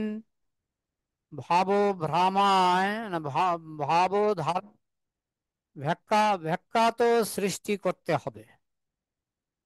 11 নম্বর,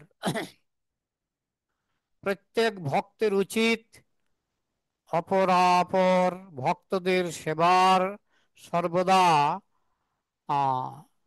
সাহায্যের হাত বাড়িয়ে দিতে তৈরি থাকা এবং কেবল অপরের সেবা গ্রহণ করে তৃপ্ত না থাকা।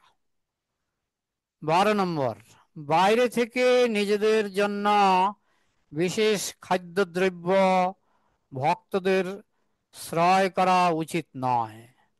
ভ্রমণের সময় ভাবধারাটি হবে একটি পরিবারের মতোই একত্রে থাকা ও একত্রে আহার করা। 13 নম্বর, দিব্য দাহের দিব্য দিব্য দামের দিব্য ধামের বা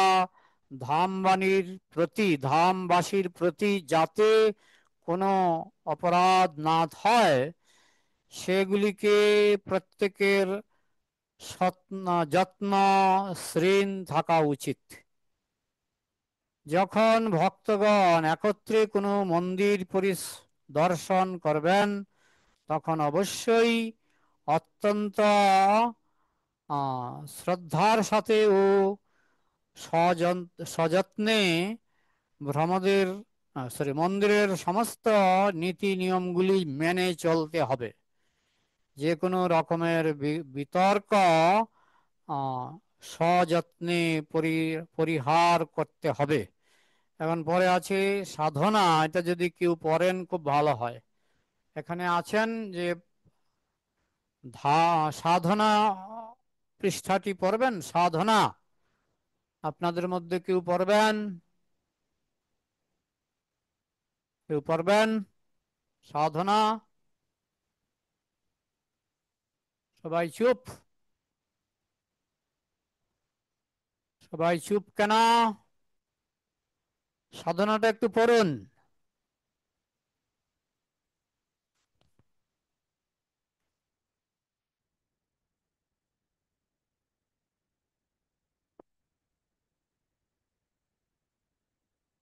এখানে মঠ সব চুপ করে সবাই পালিয়ে গেছে, কেউ নাই, কেউ নাই। হরে কৃষ্ণ, প্রণাম প্রভু। হ্যাঁ, আছি। তাহলে এই পৃষ্ঠা 112 পৃষ্ঠা, পৃষ্ঠা বিষয় হচ্ছে সাধনা, একটু পড়বেন। হ্যাঁ প্রভু, স্যার, প্রভু একটু দাঁড়ান, আমি পিডিএফটা বার করছি জাস্ট, তারপর পড়ছি। 112 পৃষ্ঠা। ঠিক আছে প্রভু। কত পাতা?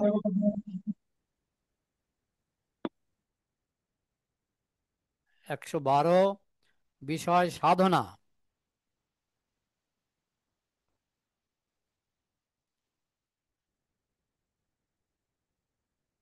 পড়তে 10 বছর লাগবে। হরে কৃষ্ণ বাবু। পড়ুন। দেবরাজ বলছি বাবু। পড়ুন সাধনা। কৃষ্ণ ভক্তি অনুশীলনে উদ্যোগী ভক্তের নিষ্ঠার সঙ্গে কয়েকটি বিধি ও নিষেধ অবশ্যই মেনে চলতে হবে। হুম শ্রীল রূপ গোস্বামী এরকম 64টি বিধি নিয়মের তালিকা করেছেন, হুম যার মধ্যে 5টিকে গুরুত্বপূর্ণ বলে বিবেচনা করা হয়। হুম এগুলি হলো শ্রীবিগ্রহ পূজা, শ্রীমদ্ ভাগবত শ্রবণ, দিব্য নাম কীর্তন, দিব্য ধামে বাস অথবা তুলসী দেবীর আরাধনা ও ভগবত ভক্তদের সঙ্গ। হুম তারপরে জপ।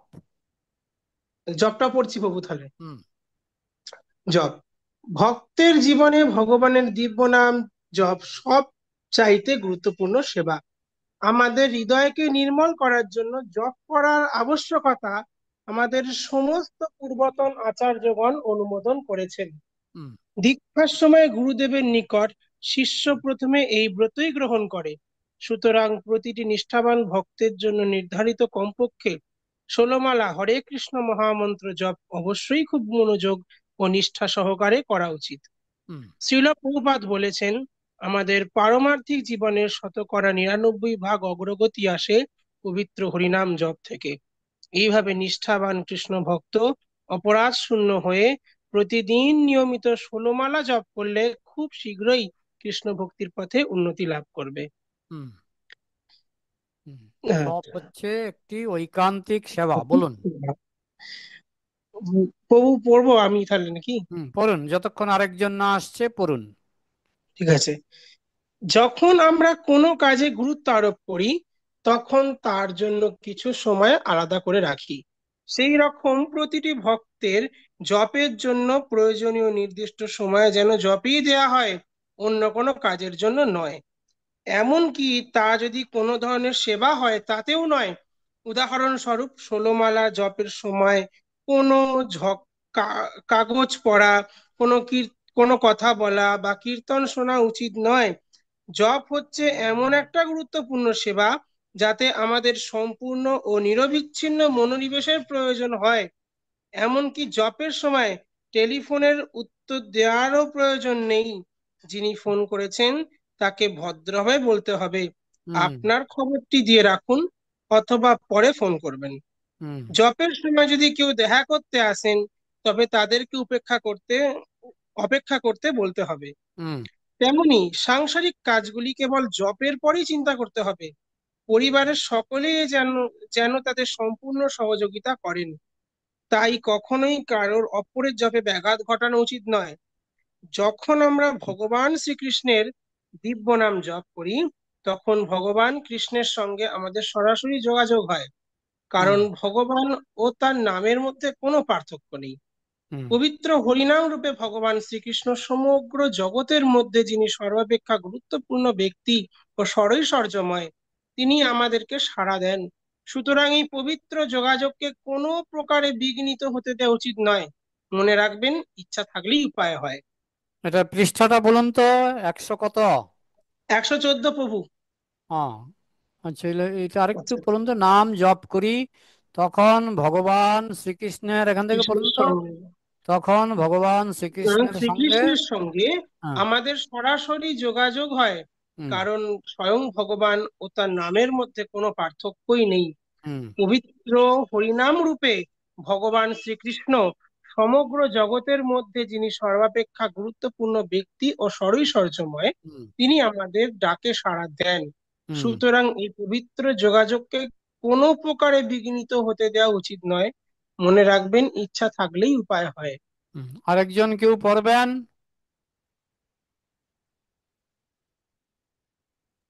হরে কৃষ্ণ প্রভু, দণ্ডবত প্রণাম। আমি পড়তে পারি? পড়বেন? পড়বেন? হ্যাঁ প্রভু। হ্যাঁ প্রভু। পড়ুন। গভীর আকাঙ্ক্ষা পড়ুন। হ্যাঁ প্রভু, হরে কৃষ্ণ পড়ি। হুম,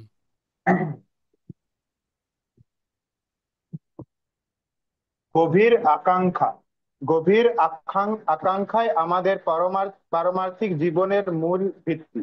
ভালো জপের জন্য পবিত্র হরিনামের প্রতি গভীর আগ্রহ ও এইকান্তিক আকাঙ্ক্ষা থাকলে ভগবান শ্রীকৃষ্ণ আমাদের উপর সন্তুষ্ট হন।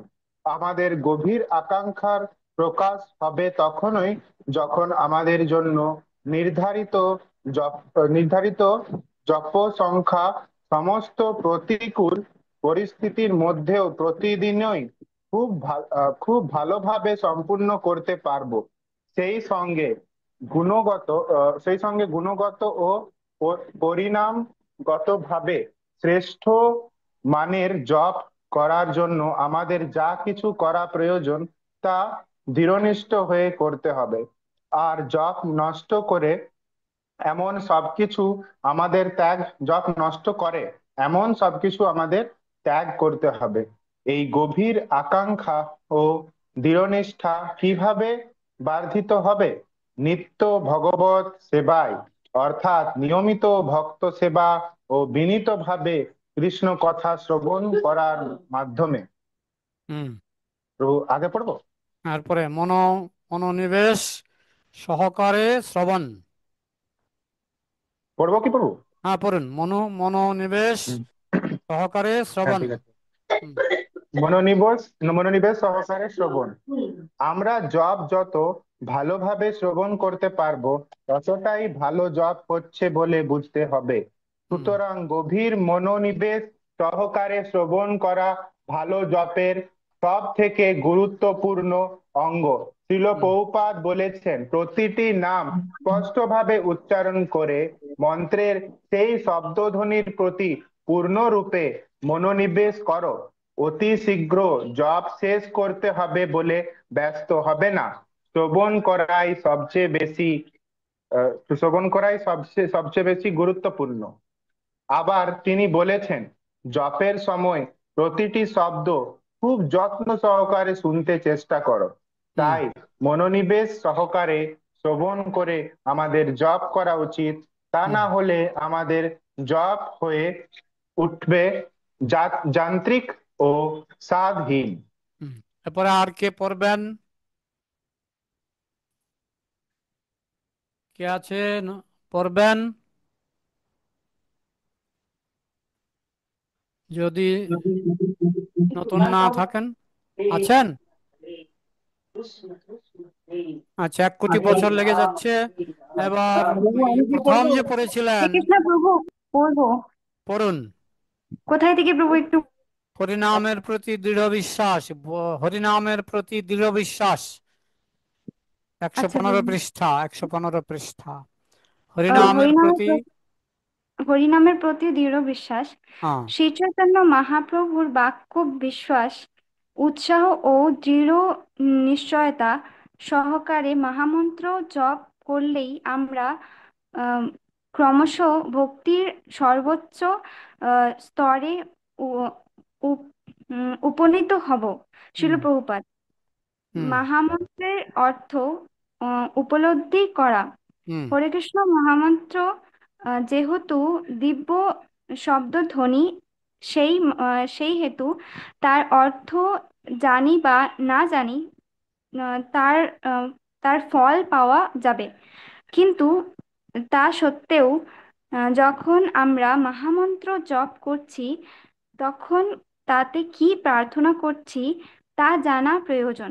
হুম, শিল প্রভুপাদ ব্যাখ্যা করেছেন হরে কৃষ্ণ মহামন্ত্রের প্রার্থনার অর্থ তাদের সেবায় নিয়োজিত হওয়ার জন্য শ্রী শ্রী রাধা কৃষ্ণকে নিবেদন করা।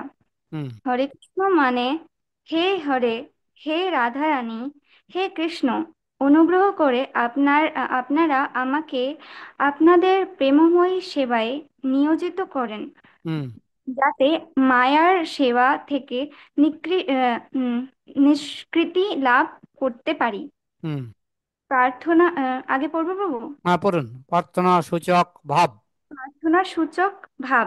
হুম হরে কৃষ্ণ মহামন্ত্র যেহেতু প্রার্থনা, তাই এই মন্ত্রের অর্থ পূর্ণরূপে হৃদয়ঙ্গম করে আমাদের অবশ্যই প্রার্থনার মনোভাব নিয়ে জপ করা উচিত।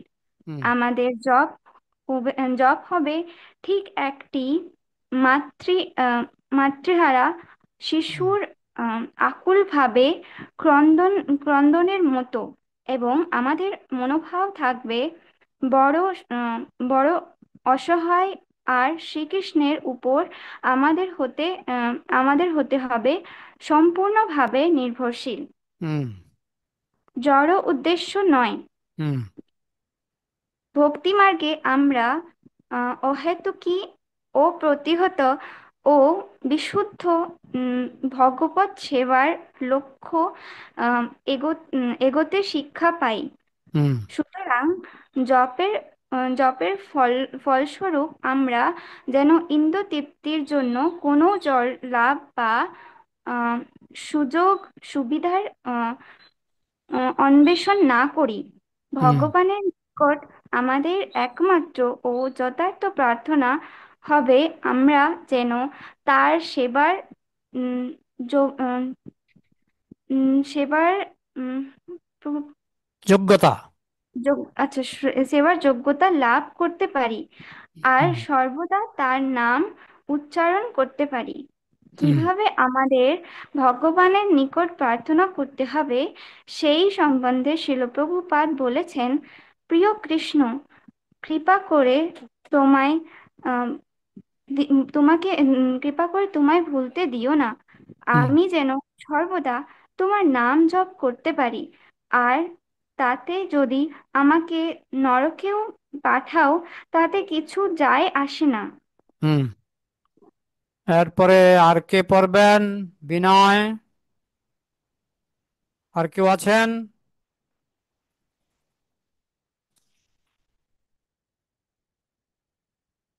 হরে কৃষ্ণ বাবু, আমি পড়তে পারি। হ্যাঁ, পড়ো।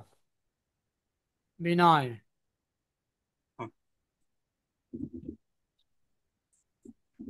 পড়ো। বিনয়। হ্যাঁ, বিনয়। ভক্তির সর্বোচ্চ স্তরে উন্নীত হতে গেলে বিনয়ী হওয়া খুবই গুরুত্বপূর্ণ। শ্রী চৈতন্য মহাপ্রভু তার শিক্ষাষ্টকম প্রার্থনায় বলেছেন, তৃণাদপি শুনিচেন, তৃণ অপেক্ষা বিনীত না হলে আমরা সর্বদা হরিনাম করতে পারবো না। ভক্তি পথে চলতে চলতে আমরা যখন আপনা আপনি বিনীত হই, তখন আমাদের, বিশেষ করে ভক্তদের সঙ্গে আচার আচরণেও জ্ঞাতসারে বিনীত হওয়ার চেষ্টা করতে হবে। হুম অহংকার ও হরিনাম একসঙ্গে চলতে পারে না। তাই আমাদের সবসময় অহংকারের বিষয়ে কঠোরভাবে সতর্ক থাকতে হবে, যাতে করে তার কুৎসিত মাথা উত্তোলন করা মাত্র তাকে দমন করা যায়। হুম এরপরে উপযুক্ত। এরপরে, আচ্ছা, উপযুক্ত পরিবেশ। হুম ভালো জপের জন্য উপযুক্ত পরিবেশ বেছে নিতে হবে। হুম বিশেষত শহরে একটি নির্জন নীরব স্থান হওয়া উচিত, যাতে করে মনে বিচ্ছিন্নতা বা চঞ্চলতা না আসে। হুম উদাহরণস্বরূপ, বারান্দায় বসে রাস্তার চলমান জীবনযাত্রা লক্ষ্য করতে করতে জপ করাও উচিত হবে না। এছাড়াও অনেক ভক্তকে সাধারণ যানবাহন করে তাদের কর্মক্ষেত্রে যাতায়াত করতে হয়। ভক্তরা ওই ধরনের নিয়মিত যাতায়াতের সময়ও জপ করতে পারেন, তবে এই জপের মান তেমন ভালো হবে না। তাই তা নির্দিষ্ট 16 মালার মধ্যে ধরা যাবে না, তা ধরতে হবে অতিরিক্ত জপ হিসাবে। হুম এরপর তারপরে? পড়বো। হ্যাঁ। বসে দাঁড়িয়ে বা চলমান অবস্থায় হুম। মন যদি সচেতন থাকে, আসনে বসে খুব ভালো জপ হয়। মেরুদণ্ড সোজা করে আসন করে বসা অনুমোদিত। হুম। দেওয়ালে হেলান দিয়ে বসে বা পিঠ কুঁজো করে বসে হাঁটু বা উরুর উপর কনুই রেখে গালে হাত দিয়ে জপ করলে খুব সত্বর নিদ্রা আসবে, তাই এগুলি বর্জনীয়। তার থেকে খারাপ চেয়ারে শরীর এলিয়ে দিয়ে অথবা বিছানায় শুয়ে জপ করলে তৎক্ষণাৎ নিদ্রা আসতে বাধ্য। হুম। জব করতে গিয়ে যদি খুব নিদ্রা আসে বা মন দারুণ চঞ্চল থাকে, তবে দাঁড়ানো বা চলাফেরা করা বরং ভালো। শরীর স্থির থাকলেও মন যদি দ্রুত এখানে সেখানে ছুটতে থাকে, তাতে কি লাভ? হুম। আবার দাঁড়িয়ে জব করার সময় কিছুর সঙ্গে হেলান দেওয়ার প্রবণতা ছাড়তে হবে, হুম। তাতেও নিদ্রা আসতে পারে। হুম। বদ্ধ মন সর্বদা পথ খুঁজছে, কিভাবে আমাদের কৃষ্ণ ভাবনামৃত আস্বাদন থেকে প্রতারিত করবে। হুম। অনেক ভক্ত পায়ে হেঁটে জপ করতে পছন্দ করেন। হুম। আচার্যগণ কর্তৃক তা অবশ্যই অনুমোদিত, তবে আমাদের সাবধান হতে হবে যাতে পথযাত্রী বা অন্য কিছু দেখে অথবা এখানে সেখানে দেখতে দেখতে আমাদের জপের মনোযোগ বিচ্ছিন্ন না হয়। হুম। একটি পরামর্শ হয়তো সহায়ক হতে পারে, চলার সময় মাথা একটু নিচু করে চলা। হুম। সতর্ক থাকা। সতর্ক থাকা। জপের সময় আমাদের সর্বদা সচেতন থাকতে হবে। হুম। বসে জপ করতে গিয়ে যদি ঘুম পায়, তবে তৎক্ষণাৎ উঠে দাঁড়াতে বা চলাফেরা করতে হবে। হুম। যখনই মন বিচ্ছিন্ন যখনই মন বিভিন্ন দিকে ছুটবে, তখনই মনকে জোরপূর্বক হরিনাম শুনতে নিবিষ্ট করতে হবে। হুম। হুম। জপ জপ। কোনো প্রতিযোগ জপ কোনো প্রতিযোগিতা নয়। হুম। সময়ে সময়ে ঘড়ির সঙ্গে প্রতিযোগিতা করতে লোভ হয়, যেমন গতকালের ভুল ভুল ভুলনায় কম সময় 16 মালা শেষ করব, এই মনোভাবটি ছাড়তে হবে। স্পষ্ট ও একমনে জপের প্রতি জোর দিতে হবে, তাতে একটি স্বাভাবিক ও সুস্থ গতি আমরা স্থির করে নিতে পারি। মহামন্ত্রের কোনো শব্দ যেন বাদ পড়ে না যায়, জপের মান যেন কোনো মতেই কমানো না হয়। হুম। অনেক ভক্তের ক্ষেত্রে 16 মালা জপ করতে প্রায় 2 ঘন্টা সময় লাগে। হুম। সর্বদা আলোচনা করো। হুম। জপ এমনই একটি গুরুত্বপূর্ণ বিষয় যে ভক্তদের এই বিষয়ে নিয়মিত আলোচনা করা, এর গুরুত্ব সম্বন্ধে জোর দেওয়া এবং পরস্পরের উপলব্ধির আদান প্রদান করা উচিত। হুম। ভক্ত সঙ্গে জপ সর্বশ্রেষ্ঠ। হুম। যদিও জপ একটি ব্যক্তিগত পারমার্থিক শৃঙ্খলা, তবুও তা ভক্ত সঙ্গে অনুশীলনীয়। হুম। একটা জব করতে গিয়ে আমরা হয়তো একটু ঢিলা দিই, হুম। অবহেলা করি অথবা ঘুমিয়ে যেতে পারি। হুম। ভক্ত সঙ্গে সর্বদা আমাদের খুঁটিয়ে দেখা হয়। কেউ হুম। না কেউ সর্বদা আমাদের লক্ষ্য করেন, যাতে যাতে করে আমরা অন্যমনস্ক হয়ে না যাই। হুম। ভক্তেরা যখন একত্রে জপ করেন, তাতে হুম। একটি দিব্য ধ্বনি সৃষ্টি করে, আর এইরূপ পরিবেশে জপ করা অপূর্ব। হুম। তাই যেখানেই সম্ভব ভক্তরা সকালের জপ যেন মন্দিরে করেন।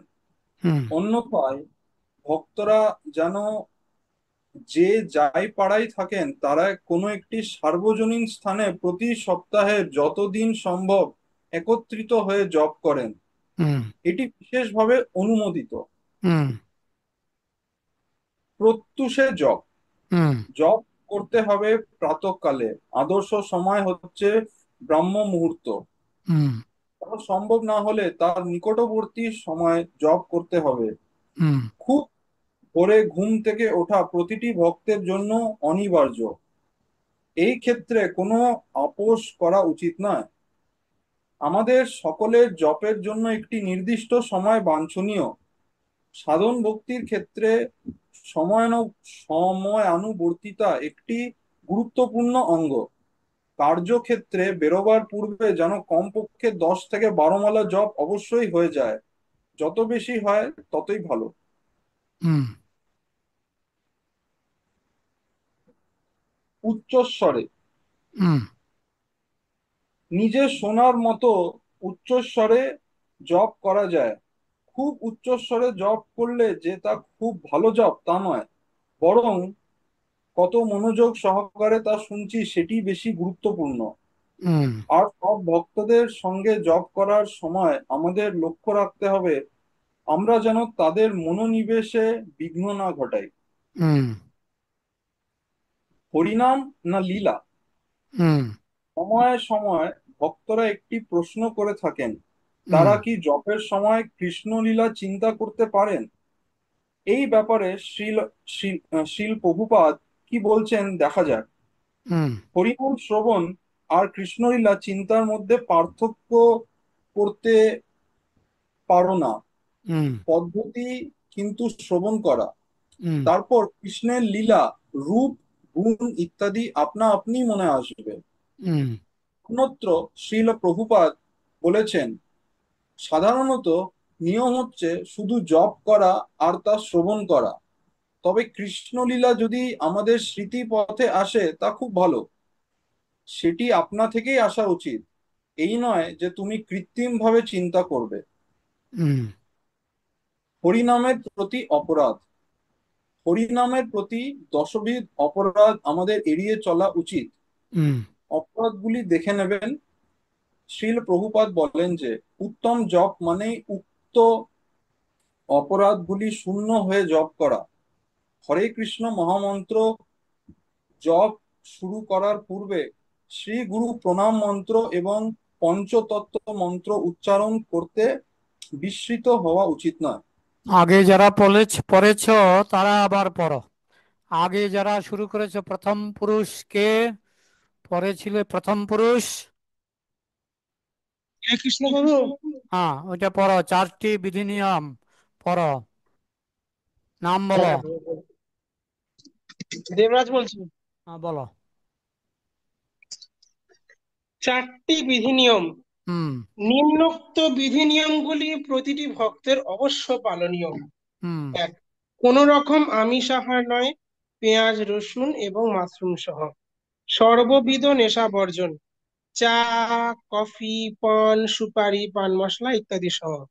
হুম। অবৈধ যৌন সঙ্গ বর্জন, বিবাহ বহির্ভূত কোন রকম যৌন ক্রিয়া নয় এবং আদর্শগতভাবে বিবাহিত অবস্থাতেও কেবল সন্তান লাভের উদ্দেশ্য ছাড়া যৌন সঙ্গ বর্জন। হুম। দ্রুত ক্রীড়া, জুয়া বর্জন। হুম। লটারি, দাবা, তাস, ক্যারাম, লুডো বা এই ধরনের কোন রকম খেলা নিষিদ্ধ। হুম। আচ্ছা, সাধু সঙ্গ। হুম। ভক্তকে অবশ্যই নিয়মিতভাবে ভক্ত সঙ্গ করতে হবে। হুম। নিয়মিতভাবে বলতে তার নিজস্ব পরিবেশ পরিস্থিতির মধ্যে যতবার বেশি পারবেন সেটাকেই বোঝায়। খ, নিষ্ঠাপরায়ণ ভক্তের সঙ্গ যত বেশিবার লাভ করা যাবে, কৃষ্ণ ভক্তিতে উন্নতিও ততই দ্রুত হবে। গ, সাধু সঙ্গ বলতে এই নয় যে ভক্তরা কেবল শারীরিকভাবে একত্রিত হবে, একত্রিত হয়ে কি করা হচ্ছে সেটাই গুরুত্বপূর্ণ। হুম। সাধু সঙ্গের ভিত্তি হলো সংকীর্তন, কৃষ্ণ কথা এবং সেবা। প্রজল্প, জড়জাগতিক কথাবার্তা সর্বদা বর্জনীয়। ঘ, সাধু সঙ্গে বিনীতভাবে কৃষ্ণ কথা শ্রবণের জন্য আগ্রহী হতে হবে, কেবল বলার জন্য উন্মুখ হওয়া উচিত নয়। ওয়া, ভক্ত সঙ্গ হচ্ছে আমাদের সব থেকে মূল্যবান সম্পদ। ভক্ত সঙ্গ ছাড়া জীবন শুষ্ক, অর্থহীন হয়ে পড়ে। যদি কেউ নিয়মিত ভক্ত সঙ্গ না করে তাহলে নিশ্চিতভাবে সে কৃষ্ণ ভাবনামৃত হতে বিচ্যুত হয়ে পড়বে। চ, ব্যক্তিগতভাবে সঙ্গ হতে পারে যাকে বলা হয় বপু, অর্থাৎ গুরুদেবের ও বৈষ্ণবগণের শারীরিক উপস্থিতি অথবা শব্দের মাধ্যমে। বাণী অর্থাৎ গুরুদেব ও বৈষ্ণব বর্গের শিক্ষা ও নির্দেশ উভয়ই গুরুত্বপূর্ণ। ছ, সাধু সঙ্গ তখনই অর্থব্যঞ্জক হয়ে ওঠে যখন ভক্ত সাধু সঙ্গে যা মনোযোগ সহকারে শ্রবণ করেছেন তা নিজ জীবনে নিষ্ঠার সঙ্গে অনুশীলন করতে শুরু করেন। বর্গীর জ, এই জন্য একজন উপদেশক গ্রহণ করা উচিত যিনি ভক্তের বন্ধু ও পথ নির্দেশক হতে পারেন। অসৎ সঙ্গ পরিহার। ক উদ্দীপনাময় পারমার্থিক জীবন লাভের জন্য সাধুসঙ্গ যেমন প্রয়োজন, অসৎ সঙ্গ বা অভক্তদের সঙ্গ বর্জন করাটাও ততটাই গুরুত্বপূর্ণ। খ ভক্তের উচিত অভক্তদের সঙ্গ যতদূর সম্ভব কমিয়ে আনা, কেননা এইরূপ সঙ্গ আমাদের চেতনাকে কলুষিত করে।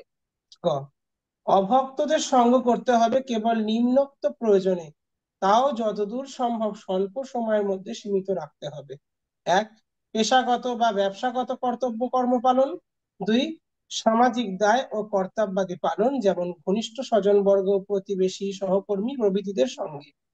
ঘ শ্রী চৈতন্য মহাপ্রভু সনাতন গোস্বামীকে শিক্ষা দিয়েছিলেন যে ভক্তের আচার আচরণ নীতি হলো অসৎ সঙ্গ ত্যাগী বৈষ্ণব আচার, স্ত্রী সঙ্গ এক অসৎ কৃষ্ণ ভক্ত। আর শ্রীমদ ভাগবতে বলা হয়েছে যে স্ত্রী স্ত্রী সঙ্গীর সঙ্গ করার ফলে সমস্ত সদ্গুণাবলী যা ভক্ত আপনা থেকেই লাভ করে থাকে, যেমন সত্যবাদিতা, সুচিতা, দয়া, গাম্ভীর্য, বুদ্ধি প্রভৃতি, এই অন্য সমস্ত ঐশ্বর্য সবই বিনষ্ট হয়। এইরূপ অসৎ সঙ্গের ফলে মানুষ যতটা নিম্নগামী হয় তেমন আর কোনোভাবেই হয় না। শ্রী চৈতন্য মহাপ্রভু শাস্ত্র উদ্ধৃত করে বলেছেন যে ভক্ত প্রয়োজনে অগ্নিবেষ্টিত খাঁচার মধ্যে বদ্ধ থাকবে, তবু তার অভক্তদের সঙ্গ করা উচিত নয়। অধ্যয়ন। ক ভক্তদের উচিত শ্রীল প্রভুপাদ রচিত ভগবদ গীতা, শ্রীমদ ভাগবত, শ্রী চৈতন্য চরিতামৃত ইত্যাদি গ্রন্থগুলিকে নিয়মিতভাবে পাঠ করা। আরো ছোট গ্রন্থ থেকে শুরু করা যেতে পারে, যেমন শ্রী উপদেশামৃত প্রভৃতি। খ অন্যান্য বইপত্র পরিহার করতে হবে। গ পাঠ করতে হবে নিষ্ঠার সঙ্গে, মনোযোগ সহকারে, সুসংবদ্ধ ভাবে। উপন্যাস পড়ার মতো এলোমেলো ভাবে নয়। অধ্যয়নের সময় প্রয়োজনীয় নোট রাখতে হয় এবং গুরুত্বপূর্ণ শ্লোকগুলি মুখস্থ করতে হয়। ঘ আমাদের শাস্ত্রীয় জ্ঞান বৃদ্ধি করার জন্য গ্রন্থ অধ্যয়ন অত্যাবশ্যক, তাতে আমাদের বিশ্বাস এবং দৃঢ় সংকল্প বর্ধিত হবে। প্রচারকের জন্য গ্রন্থ পাঠ বিশেষভাবে প্রয়োজন। চ পাঠ করলে একই সাথে শ্রবণ ও সম্পাদিত হয়। ছ মন্দিরের সংগ্রহশালায় রাখা লেকচারের ক্যাসেটগুলিও শ্রবণ করা যেতে পারে। ভক্তের উচিত এগুলির সুযোগ গ্রহণ করা। সেবা। গুরুদেবের প্রচার ব্রতের জন্য কোনো এক নির্দিষ্ট সেবায় ভক্তের নিয়োজিত হওয়া উচিত। ভক্ত এ বিষয়ে নিজেকে উপদেশকের সঙ্গে পরামর্শ করতে পারে। মন্দিরের কার্যক্রমগুলিতে বিভিন্ন ধরনের সেবা কার্য রয়েছে, তাতে অংশগ্রহণ করা যায়। গৃহে বিগ্রহ পূজা। ক সমস্ত ভক্তদের গৃহে পূজা করা একান্ত আবশ্যক। নিজের সামর্থ্য অনুসারে গৃহস্থ ভক্ত একটা পূজাবেদী তৈরি করতে ও গৃহে তা স্থাপন করতে পারবেন। খ পূজাবেদী স্থাপন, পূজার পদ্ধতি, আদর্শ মান ও উপকরণ আদি সম্পর্কে বিস্তারিত জানতে অন্যান্য ভক্তদের সাহায্য নিতে পারবেন। গ শ্রী শ্রী রাধাকৃষ্ণ অথবা গৌরনিতাই বিগ্রহের আরাধনার ফলে গৃহে যথেষ্ট কল্যাণ সাধিত হয়। ঘ আদর্শ পূজাবিধি এমন ভাবে সাজানো থাকবে: 1 গুরুদেব, 2 পরম গুরুদেব, 3 গৌরনিতাই অথবা পঞ্চতত্ত্ব এবং 4 রাধাকৃষ্ণ। বিগ্রহ অর্চনের মান মন্দিরে প্রতিষ্ঠিত বিগ্রহের পূজা অর্চনার অনুরূপ নাও হতে পারে, তবু নিজের সময় পরিস্থিতি অনুসারে যতদূর সম্ভব নিয়ম শৃঙ্খলার সাথে বিগ্রহের সেবা পূজা সম্পাদনে প্রয়াসী হওয়া কর্তব্য। মন্দিরে আসার সবসময় অগ্রাধিকার রয়েছে। আমরা প্রয়োজন বোধে গৃহের বিগ্রহগণকে এই উদ্দেশ্যে বিশ্রাম দিতে পারি। কিছু নির্দিষ্ট এবং ন্যূনতম প্রয়োজনীয় কৃত্য রয়েছে। উদাহরণস্বরূপ, গৃহে যা রান্না হবে তা বিগ্রহকে নিবেদন করা। গৃহে অন্তত 2 বার আরতি করতে বলা হয়ে থাকে, সকাল ও সন্ধ্যায় কীর্তন সহ। সব রকম আরতির পূর্বে অবশ্যই কিছু ভোগ নিবেদন করতে হবে। আরতি করার সময় পূজারীর কখনোই বাক্যালাপ করা, আকার ইঙ্গিত করা বা পিছনে তাকানো উচিত নয়। যখন পরিবারের লোকজন গৃহে থাকবেন না একাধিক দিনের জন্য, তখন বিগ্রহকে বিশ্রাম নিতে যেতে পারে। বিগ্রহ পূজায় শিশুদেরও নিযুক্ত করা যেতে পারে। বিগ্রহগণের তত্ত্বাবধান, তাদের জন্য ভোগ প্রস্তুতির, তাদের পোশাক আদি সেলাই, তাদের জন্য গয়না তৈরি প্রভৃতি কার্য অত্যন্ত সুন্দর এবং শুদ্ধতাদায়ক।